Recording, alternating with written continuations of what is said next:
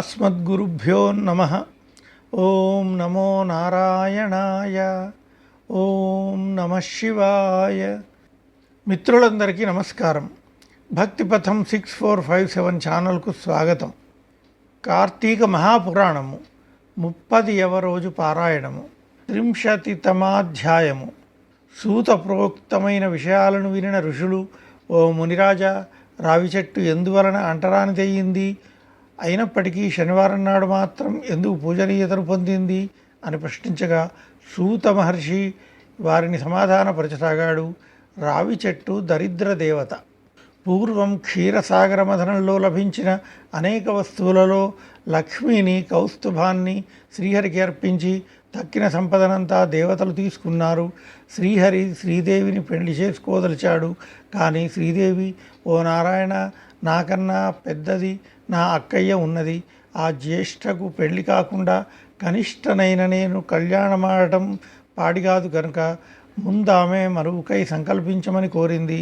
ధర్మబద్ధమైన రమ మాటలను అంగీకరించి విష్ణువు ఉద్దాలకుడనే మునికి జ్యేష్ఠాదేవిని సమర్పించాడు.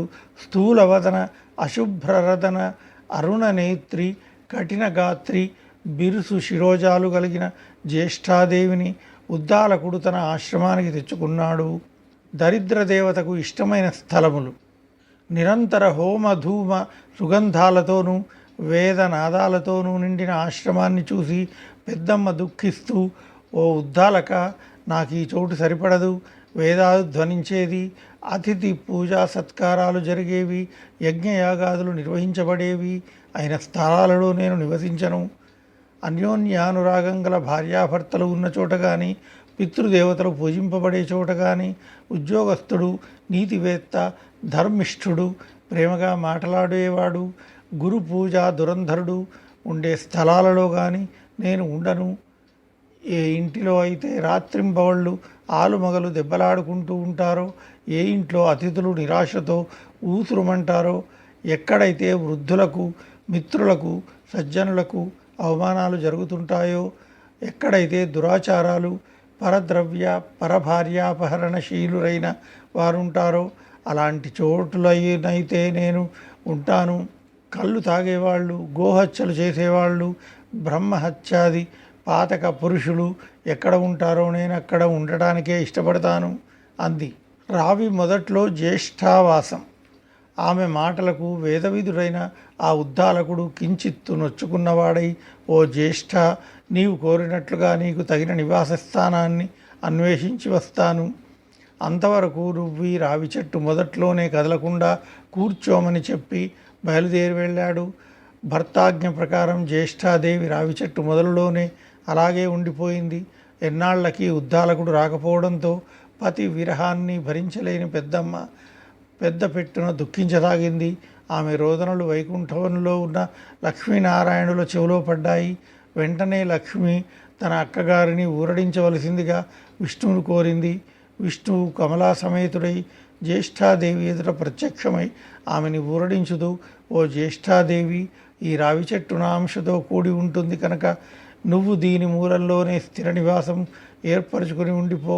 ప్రతి ఏటా నిన్ను పూజించే గృహస్థులయందు లక్ష్మి నివసిస్తూ ఉంటుంది అని చెప్పాడు. ఆ షోడశోపచార విధిని అర్పించే స్త్రీల పట్ల శ్రీదేవి అమిత ఆ నియమాలలోనే ప్రతి శనివారం రావి చెట్టు పూజనీయంగాను, అక్కడ జ్యేష్ఠాదేవిని షోడశోపచార విధిని అర్పించే స్త్రీల పట్ల శ్రీదేవి అమిత కరుణాకలితయై అనుగ్రహించేటట్లును ఏర్పరిచాడు శ్రీహరి. ఓ ఋషులారా, సత్యభామకు శ్రీకృష్ణుడు చెప్పినట్లుగా నారదుని చేత పృథు చక్రవర్తికి చెప్పబడిన విధానంగా నేను మీకు ఈ పద్మ పురాణాంతర్గత కార్తీక పురాణాన్ని వినిపించాను. ఎవరైతే ఈ కార్తీక మహాత్మ్యాన్ని చదువుతున్నారో, వింటున్నారో, వినిపిస్తున్నారో వారు సమస్త పాపాల నుండి విడివడి విష్ణు సాయుధ్యాన్ని పొందుతున్నారు అని సూతుడు చెప్పగా విని సందర్శించిన ఋషులు అక్కడి నుంచి బదరీవన దర్శనాకాంక్షులై పయనమయ్యారు. 29, 30 అధ్యాయములు సమాప్తము. 30వ రోజు పారాయణము సమాప్తము. పోలి స్వర్గమునకు పోవుట. ఆంధ్రదేశమున పవిత్ర కృష్ణానదీ తీరమున బాదర అను గ్రామముండెను. ఆ గ్రామంలో నివసించుచున్న అన్ని వర్ణముల వారును అన్నిటను సంపన్నులయ్యుండిరి. పాడి పంటలు భోగభాగ్యములు సుఖశాంతులు మున్నగు వానితో ఆ గ్రామము సంతోషపూర్ణమయ్యుండెను. ఆ గ్రామంలో పోతడు అను పేరుగల చాకలివాడొకడు కలడు. అతని భార్య మాలి క్రూర స్వభావురాలు, దయాదాక్షిణ్యములు లేనిదై గయ్యాళి అని పేరు తిప్పడెను. వారికి 9 కుమారులు కలరు. ఆ దంపతులు తమ కుమారులు 9కిని తగిన సమయములందు వివాహం చేసిరి. మొదటి 3 కోడళ్లను తమ అత్తగారి వలనే పొగరుబోతు స్వభావం కలిగి చెడ్డ పేరును తెచ్చుకొనిరి. అత్తగారితో సమానముగా గయ్యాళితనమును చెడు స్వభావమును కలిగి ఉండిరి. 4వ కోడలు పోలి మృదు స్వభావురాలు, భర్తయందు ఆసక్తి కలిగి ఉండెను. ఊరి వారి బట్టల మాలిన్యమును పోగొట్టి స్వచ్ఛతను కలిగించు పోతడు మాత్రము తన కుటుంబ సభ్యుల దుష్ట స్వభావంచే ఏర్పడిన తన కుటుంబంలోని మాలిన్యమును పోగొట్టలేని స్థితిలో ఉండెను. దీనికి తోడు వాని నిర్ధనత్వం కూడా వానిని బాధించుచుండెను. చిన్న కోడలైన పోలిని తన భార్యకు మాలి మిగిలిన కోడళ్లను దూషించుట బాధించుట గమనించియు నిస్సహాయుడై ఊరకుండెను. అత్తయ్యకు మాలి మిగిలిన తోటి కోడళ్లను ఇంటి పనులన్నిటినీ పోలిపై వదిలిరి. ఇంటి పనులన్నింటినీ మారు మాట్లాడక తలవంచి చేయుచున్న ఆమెపై జాలి అయిన లేక ఆమెపై చాడీలు చెప్పి ఆమె భర్తచే పోలిని కొట్టించి తిట్టించి సంతోషపరచుచుండిరి. ఈ విధముగా తనను తోటి కోడళ్ళు అనేక విధములుగా బాధించుచున్నను, భర్తకు చాడీలు చెప్పి కొట్టించుచున్నను, తిట్టించుచున్నను. పోలి తన శాంత స్వభావమును, దైవభక్తిని, ధర్మకార్యాసక్తిని విడవక కాలమును గడుపుచుండెను. ఇట్లుండగా కార్తీక మాసం వచ్చెను. గ్రామంలోని వారందరూ కార్తీక మాస స్నానములను చేయుటకై కృష్ణా నదికి పోగుచుండిరి. నదిలో స్నానము చేసి తీరమున దీపములను వెలిగించుచు పూజలను చేయుచుండిరి. ఇట్లు గ్రామము నుండి నదీ స్నానమునకు, దీపారాధనకు, పూజలకు చాలామంది వెళ్ళిరి. అట్లు వెళ్ళిన వారిలో నిజమైన భక్తులు కొందరు ఉందురు. కొందరు తామును వారికి వలె పూజ మున్నగు వారిని చేసి పుణ్యము సంపాదించవలెనని తలచి నదీ స్నానము మొదలగు వారిని చేయుదురు. మరికొందరు తామును మిగిలిన వారి వలె చేయనిచో బాగుండదని వచ్చి మిగిలిన వారి వలె నదీ స్నానమును మిగిలిన వారిని ఆచరింతురు. ఇట్టి వీరందరినీ చూచి వినోదించుటకై కూడా మరికొందరు నదీ స్నానము మొదలగు వానికి తయారగుదురు. పోలి అత్త మాలియను ఆమె కోడళ్ళు 3 పోలిని ఇంటి వద్ద నుంచి నదీ స్నానమునకు వెళ్ళిరి. ఇంటి పనిని బాధ్యతను పోలికి అప్పగించిరి. నదీ స్నానమునకు పోయి స్నానము, దీపారాధన మున్నగు వారిని చేయునప్పుడు మాలి మున్నగు వారి దృష్టి దైవముపై, దైవ కార్యములపై లేదు. మనస్సును చేయు పనిపై నిలపలేదు. భక్తి వారిలో మొదటి నుండి లేదు. స్నానము మొదలగు వాణిని చేయుచున్నను వారు పోలి ఇంటి వద్ద పాలను త్రాగుచున్నదేమో, పెరుగు, వెన్న మొదలగు వానిని తినుచున్నదేమో, లేక వానిని అమ్ముకొని సొమ్ము చేసుకొని దాచుకొనుచున్నదేమో అని అనేక విధాలుగా తలుచుకొనుచు తమ తలుపులను మాటలలో పక్కవారికి తెలుపుకొనుచు తమ బుద్ధిని, మనసును పోలిని ఆడిపోసికొనుట యందు నిలిపిరి. వారి శరీరములు, అవయవములు నదీ స్నానమును, దీపారాధనమును, దైవ దర్శనమును చేయుచున్నవి. వారు కేవలము పోలిని నిందించుటలో మాటలను నిలిపిరి. ఈ విధముగా కార్తీక మాసమును కృష్ణా తీరమున వారు గడిపిరి. వ్రతోద్యాపనకై మార్గశిర శుద్ధ పాడ్యమి నాడు కృష్ణా తీరమునకు చేరిరి. ఇక ఇంటనున్న పోలి నిస్సహాయురాలు, అత్తగారికి తోటి కోడళ్లనుకును సమాధానమును కూడా చెప్పలేని స్థితిలో ఉన్నది. భర్తయు తన తల్లి మాటలను, వదినల పలుకులను వినును, నమ్మును. తనను పోలి పట్టించుకొనడు. నదీ స్నానము, దీపారాధన మున్నగు వానిని చేయుట వలనను అత్తగారికి తోడి కోడళ్లకును సమాధానమును కూడా చెప్పలేని స్థితిలో ఉన్నది. భర్తయు తన తల్లి మాటలను, వదినల పలుకులను వినును, నమ్మును. తనను పట్టించుకొనడు. నదీ స్నానము, దీపారాధన మున్నగు వానిని చేయవలయునని ఉన్నను. ఇంటి బాధ్యతకు బంధితురాలై ఆమె తన భక్తిని, నదీ స్నానానుదరి కోరికను, దైవ ధర్మ కార్యాసక్తిని తనలోనే దాచుకునను. అత్తకు తోడి కోడళ్లకు సమాధానము చెప్పలేదు. తననొక సాటి జీవిగనైనా తలచని వారి మానవత్వమునకేమి చేయును? అప్పుడు ఆమె నిస్సహాయ రీతిలో ఇంటి బాధ్యతలను, ఇంటి పనులను చేయుచు ఇంటిలోనే ఉన్నదై తన మనసులో ఇట్లనుకొనను, దీన రక్షణ గోవింద జనార్దన స్వామి దీనబంధు నేనేమి చేయగలను, అశక్తురాలను, నిస్సహాయురాలను. నా అత్త తోడి కోడళ్ళు నన్ను విడిచి నదీ తీరమునకేగి స్నాన దీపారాధనమున్నగు వారిని చేయుచున్నారు. వారి వల్ల నాకును పుణ్యమును సంపాదించవలను, భగవంతుని పూజింపవలేను అని ఉండునని భావింపకపోయిరి.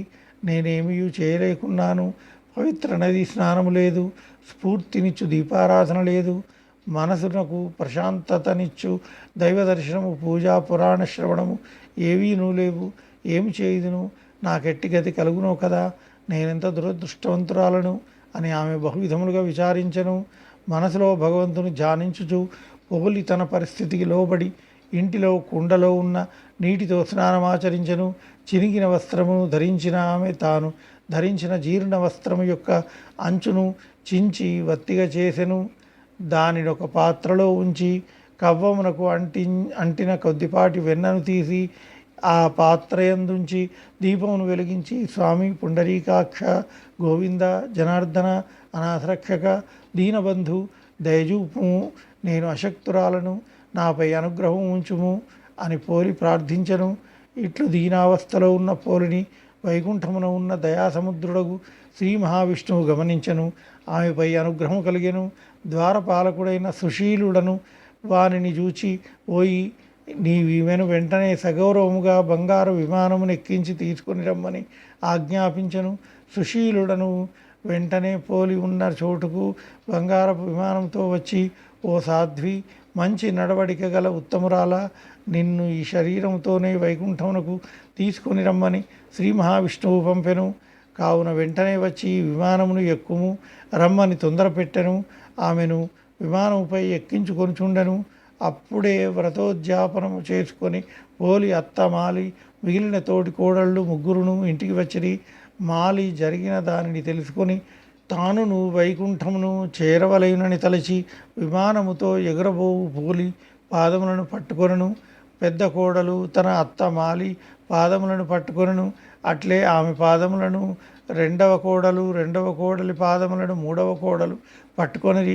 ఈ విధముగా వైకుంఠమునకు విమానంలో పోవుచున్న పోలి పాదములను పట్టుకొని అత్త మాలి ఆమె పాదములను పట్టుకొని పెద్ద కోడలు, ఆమె పాదములను పట్టుకొని రెండవ కోడలు, ఆమె పాదములను పట్టి విరేలాడు మూడవ కోడలు చూచువారికి విచిత్ర దృశ్యమును కల్పించిరి.